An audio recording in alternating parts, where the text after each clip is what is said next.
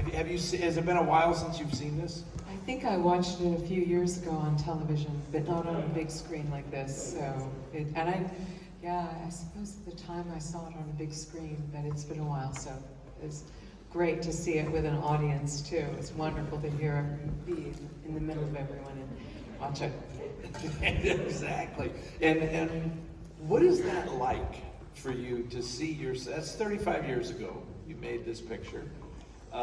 Yes, and forgive me, but is it uncomfortable to see yourself in an audience with an audience this big? You are revealed in this movie, a spectacular way to break out in Hollywood. Does that occur to you? Is it odd to see your younger self on the screen? No, I enjoy it. I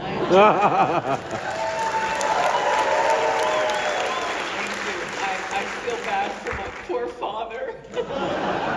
My dad, he just died about a year and a half ago, and he was very conservative Republican, and I think this was very difficult for him. But he got over it. That bothered him. This was very different than me,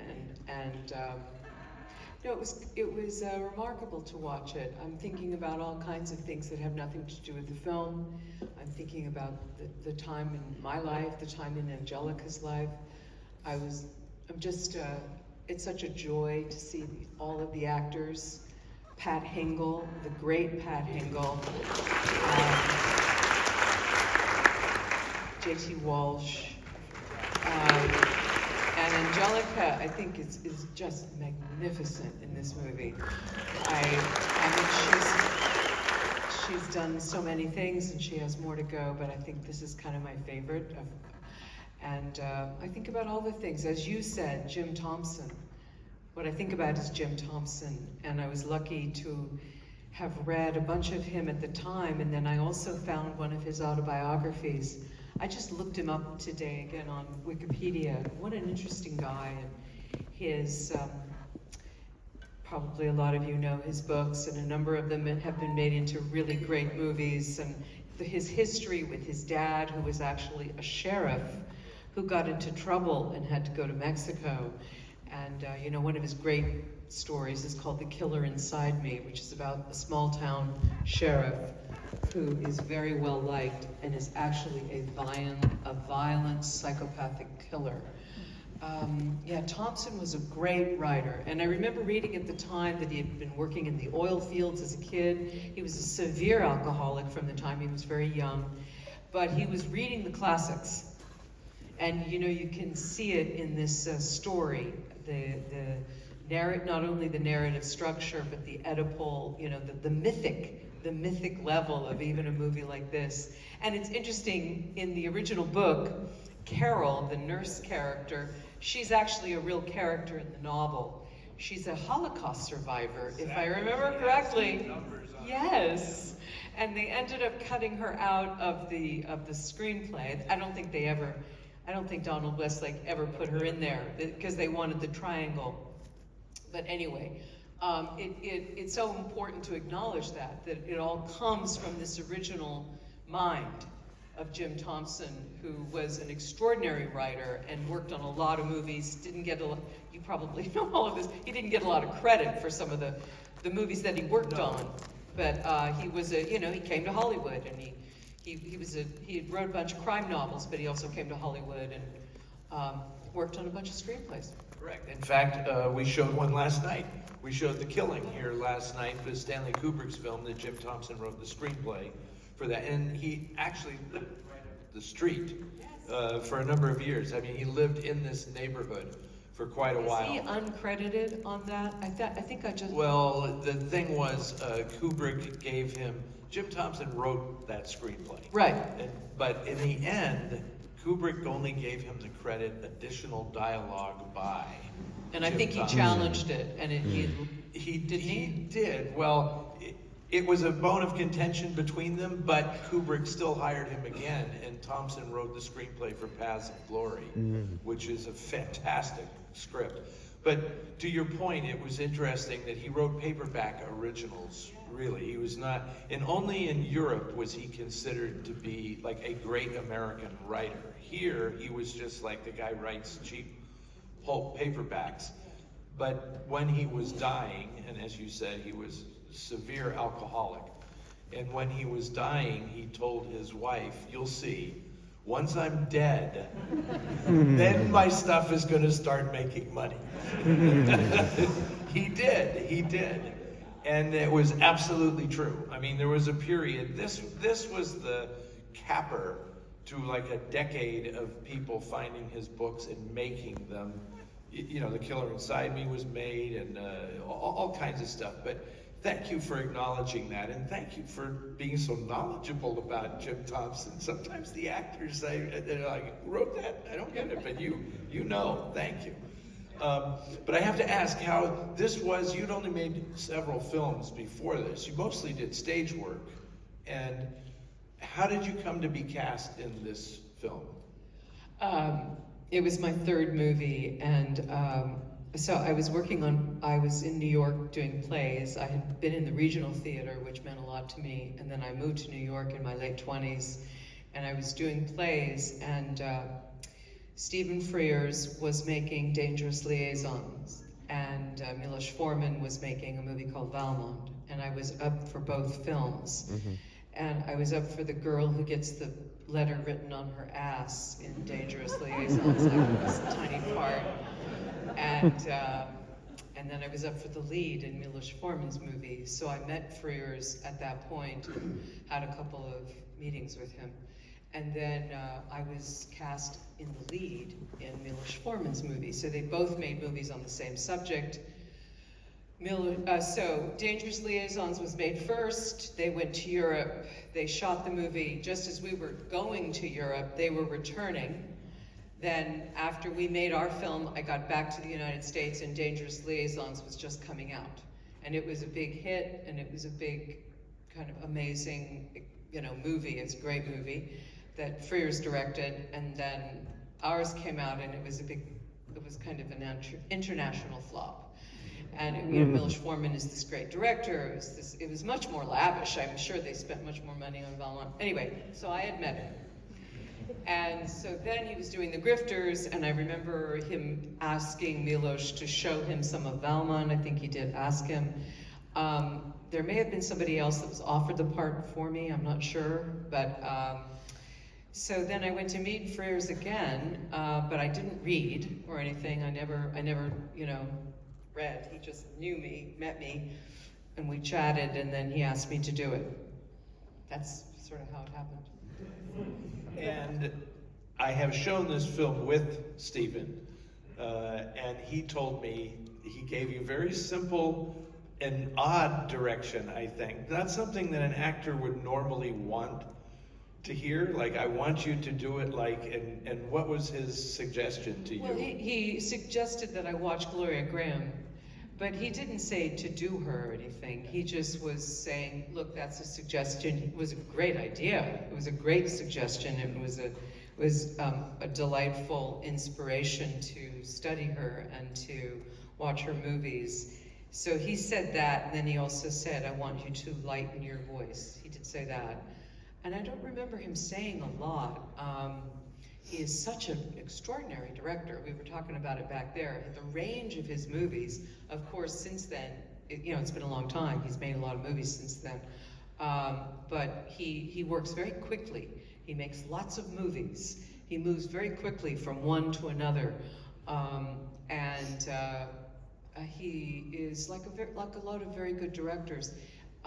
Not overly. I never felt he was. He controls everything, but he hires people that he respects, and then he sort of, when everyone's discussing everything, questions come up. What are we going to do? How are we going to do this or that? He'll say, I don't know. and just sort of like let everyone have ideas, and really great with the camera. But it never feels like in this film, even with the stylishness of this movie, I never feel the director, showing himself. I never feel the director is showing off. I feel like but the way the camera moves, and that final scene between the two of them is extraordinary. It's a long scene, and it's beautifully blocked out, and right? the way they move around each other. I actually think that the last 20 minutes or so of this movie is like peak noir. I mean, this is as dark and dreadful as I want a movie to go. I don't want to go much, I'm going to admit, I don't want to go much darker than this, but can you get much darker than a mother murdering her own son for the money? I mean, that's pretty dark. Or that she'd be willing to sleep with him to get Oh in. my God. That's pretty dark. I know, that goes deep, right? Yes, and Angelica is, as you Superb. said, she's Just unbelievable superb. in that. The breathing and her crying. Oh, that keening moment on the floor. And then I think that dress, that great dress with the crisscross back, I think that was a dress that she knew about. Maybe even she had it, but that she suggested it. That was the other thing I wanted to mention, was the style of the movie, right? Like, what is style? How does style happen? And it's just a shared sense of reality. But the design choices were very strong. And Richard Horning designed the costumes.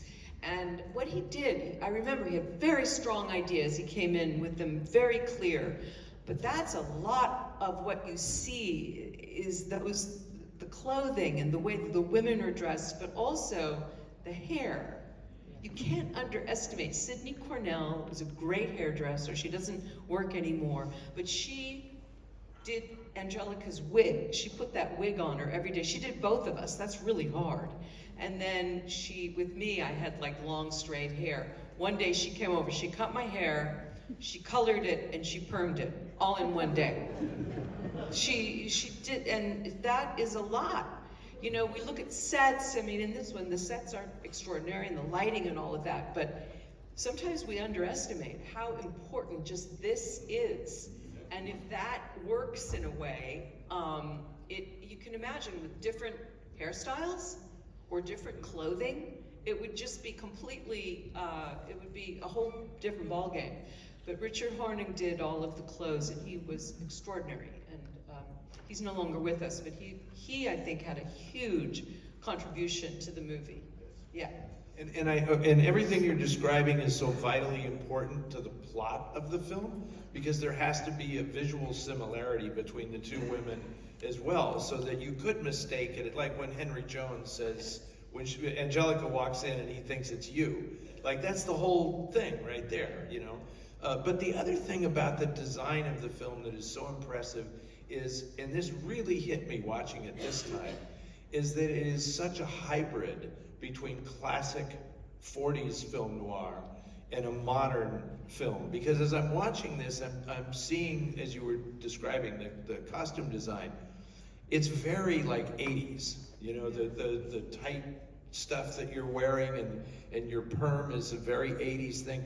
But yet it still feels very much like classic 40s noir. Angelica's outfits are, I could totally see Barbara Stanwyck wearing this stuff, and as you say, Gloria Graham.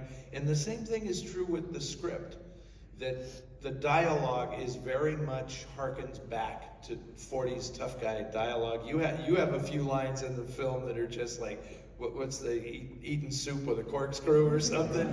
So crooked he could eat soup with a corkscrew or Yeah, something like that. yeah, which is like a total 1946 line of dialogue, you know. But I think that was all so wonderfully conscious.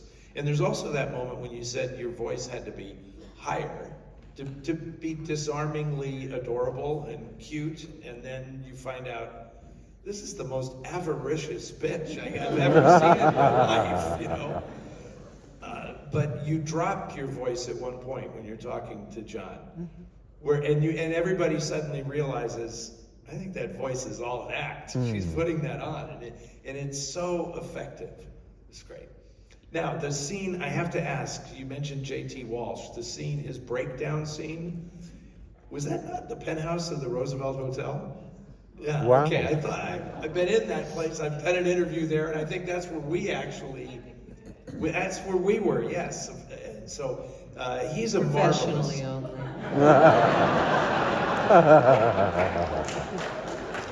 Just wanted to make that clear. I was just gonna let that hang out there for a second. No, we did a wonderful segment for Turner Classic Movies a few years ago, and I want to quickly segue to that, because it is so interesting to me that you did kind of Gloria Graham inspired in some ways this character and performance, but then you would eventually play her in Film Stars Don't Die in Liverpool, which I just want to take this opportunity, yes, please, which is a film that I dearly love. Paul McGuigan did a fantastic job with that film. The script is really great. His direction is phenomenal. The shifts in time and stuff, and I'm going there because you guys applauded, and I hope that wasn't just generous. I hope you actually have seen the movie. You are spectacular in that film. And I was very disheartened that that wasn't your 6th Oscar nomination for Best Actress. Thank you. It's a movie based on a book, as you know, Eddie, for those of you who haven't seen it. And thank you for that acknowledgement of the movie. It's called Film Stars Don't Die in Liverpool. And Gloria Graham ended up in England working in the provincial theater. She had a rough life, fascinating life. She was married to Nick Ray, the director, and then she was married to Nick Ray's son. Not kidding, her stepson. Yeah, she married him. And then she ended up in England working in the regional theater. She was very serious about her work, and she got sick.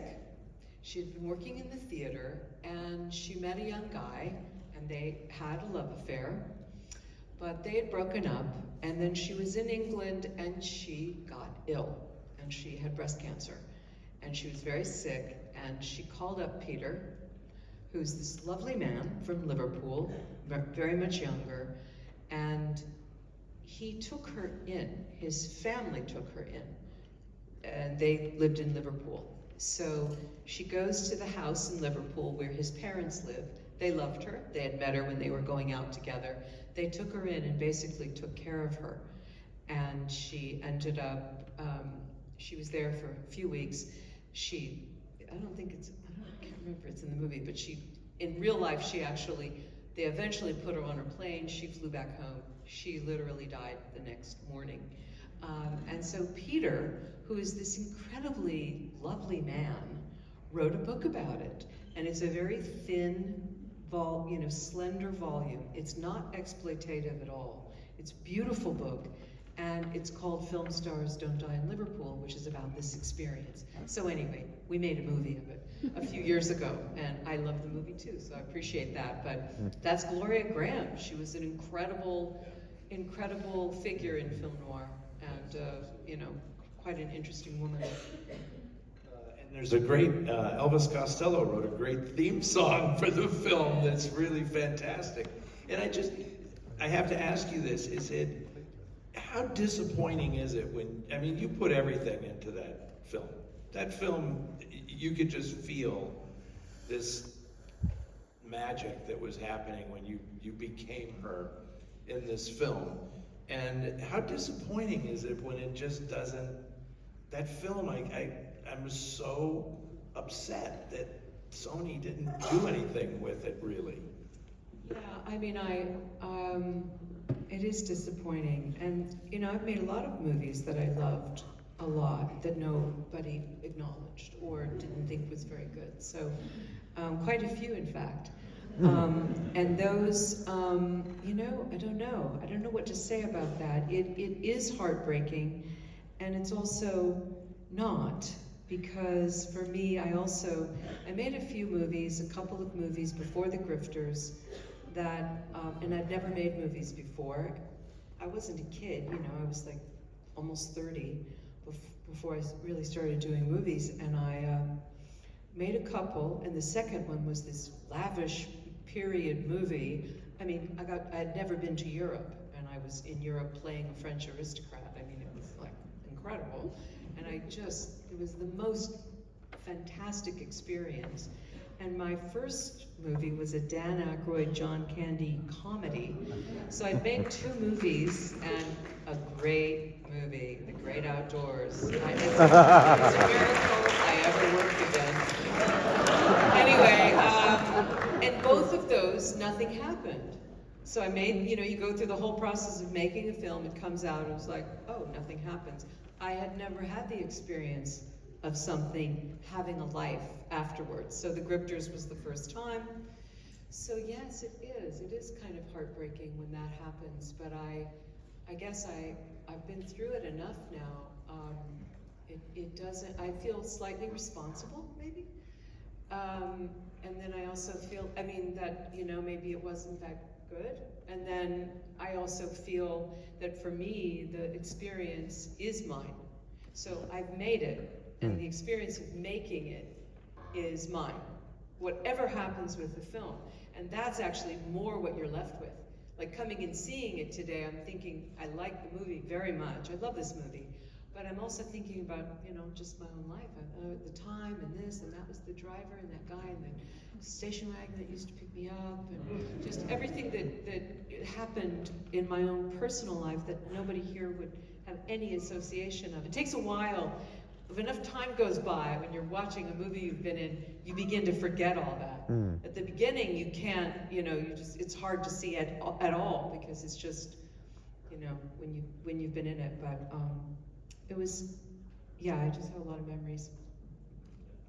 What at this point in your career? I mean, if you never made another film or did anything, I mean, you'd be getting lifetime retrospectives at this point, because your body of work is so exceptional. But at this point, what is it that inspires you to take a project? Is it the character? Is it who you get to work with? The significance of the film? What is the deciding factor for you? It's always a combination of things, and it always has been in terms of my own personal life and what's going on in my family life. That has also had to do with what I did and when I did it, and that still holds true. So it's the working in the company. That's the real aphrodisiac, is being in a group of people and trying to cook up ideas and having an idea about something, and then meeting with a costume designer or meeting with the director, or in the case of streamers, now I'm doing a second one right now, meeting with the showrunner, and just the joy of the craft. I really love the craft. I really do. I started out in the theater just because I loved it, and I felt quite awkward in movies for a while. It didn't feel comfortable to me. I was used to being on the stage and having a show run from the beginning to the end, and the life of the theater actor of 8 shows a week and all of that. So for a while I felt really uncomfortable on a set. I felt comfortable speaking into a mic. It just felt odd to me. But then I fell in love with it. And now I love it. I feel very at home. I remember I did a television pilot when I was first starting, and I was so nervous, and I was the lead, I was the girl, and I was the lead, and I remember just being so nervous about like speaking to the prop person, and I remember the director kind of being a little bit impatient with me, like, ask for what you need, you need the thing, ask for it. It's like, yeah, I need to do that. So now I know how to do that. But I love working in the company, I love working in a group, and I have sort of done a lot. So when I go onto a set and I see things, I think, that's a problem. And when I started, I would never presume to say that. Nor would I say it if I saw it in a script. That's how, kind of, it was like, oh, I'm hired to do this job. It's not my job to have an opinion about the script. But I would think, this section right here, that's kind of boring, and that doesn't quite work. And then I would see the movie. Shit, I was right. That is boring. That doesn't work. Bitch, whatever. So, anyway, I've learned a little bit over the years. Because when you went to the American Conservatory Theater in my neck of the woods, I'm from San Francisco, so that's where you studied. And at that time in the 80s, I don't think there were a lot, correct me if I'm wrong, a lot of people coming into the movie business from theater. It seemed like that was, back in the 40s, everybody had done theater, but I don't know if it was that common anymore. I think it's always been a thing where they go to New York, and people that are looking for actors, and it's also, I think so. I think there were people getting into movies from the theater, and they would come in and go to plays, and the casting directors would look around, and in those days they would put you on tape, they called it. So you would go into a casting director's office with a video camera, and they would shoot you, and then they would mail the videotape to the West Coast. And then if they were interested in you, they would fly you out. So yeah, technology's changed just a little bit. So I have to ask, because you impressed me so much with your Jim Thompson knowledge, do you read crime fiction? Do you read mysteries and things? Or? I'm not a huge mystery reader, no. My mother, who is 96 and just moved in with me last year, loves murder mysteries. She loves them. In fact, my dad, as I mentioned, he died just a year and a half ago. He was 97. And the day after he died, and it was all very, how shall I say, very low drama in my house where they lived, where my dad died. But she was reading one the next day. I noticed that. So no, I don't read a lot of crime fiction. I need to read more, but no, I don't. I'm pretty choosy about contemporary fiction, I have to admit. And so, but I do occasionally. Okay, well, I have one of mine out there in the lobby that I'm going to give to your mom. Fabulous. She would love that. I'm trying to always keep her in books. It's hard to keep her in books. She reads so much. Right. I would be honored for you to give your mom this Okay. book. I have so much more that I want to talk to you about, but I am getting the high sign since we have another show coming up after this. But I have to say, I'm not blowing smoke at you, Annette. Your career has been absolutely phenomenal, and what's coming up? What can we see you in next? Well, we made a movie called The Bride about Frankenstein, his girlfriend. And Maggie Gyllenhaal directed it, and Christian Bale plays Frankenstein, and Jessie Buckley plays the bride. And I believe they've just moved the release date to next year. They were going to release it in the end of the year, but they're releasing it in March. So I play the doctor in that. And then right now I'm shooting a limited series called Lucky. Wow. Okay. It's a crime story, so think about that. Okay, when you need to promote it, you just let me know. If it's a crime story, I'm all over it. Yeah, all in. Do you guys appreciate what a treat this is?